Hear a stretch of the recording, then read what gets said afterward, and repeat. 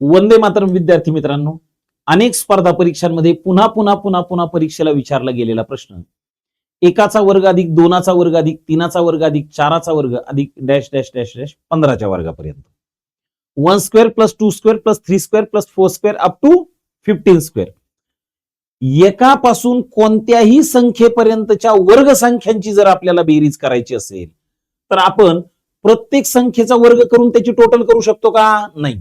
हा प्रश्न सोडवण्यासाठी एक अतिशय सिंपल ट्रिक तुम्हाला त्या ठिकाणी सांगतो, लक्षपूर्वक ऐका. सगळ्यात शेवटचा नंबर काय आहे?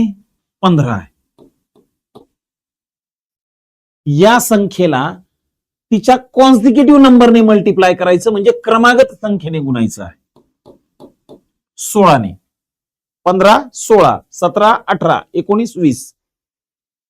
त्यानंतर या दोघांची जी टोटल आहे 15 आणि 16 यांची जी टोटल आहे 31, त्या 31 ने मल्टिप्लाय करायचं. काय केलं ते नीट लक्षात घ्या. शेवटची संख्या 15 आहे, तिची क्रमागत संख्या 16 आहे आणि दोघांची टोटल 31 आहे. या तिघांचा आपण गुणाकार केलेला आहे आणि जे काही उत्तर येईल त्या आलेल्या उत्तराला दरवेळेस 6 ने डिवाइड करायचं आहे.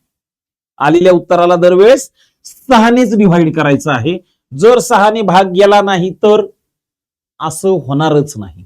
भाग जाणार म्हणजे जाणार. 3 दुने 6, 3 5 15, बे 1 बे, बे 8 16, 8 पंचे 40, 31 चोक, 31 दुने 62, 62 दुने 124. याचं उत्तर आहे 1240. याचं उत्तर आहे 1240. जर तुम्हाला ही ट्रिक समजली असेल, आवडली असेल तर खाली दिलेल्या प्रश्नाचं उत्तर मला कमेंटमध्ये द्यायचंय. आणि अशाच प्रकारचे आणखी नवनवीन व्हिडिओ पाहण्यासाठी हा चॅनल सबस्क्राईब करा, आम्हाला फॉलो लाईक करा. धन्यवाद.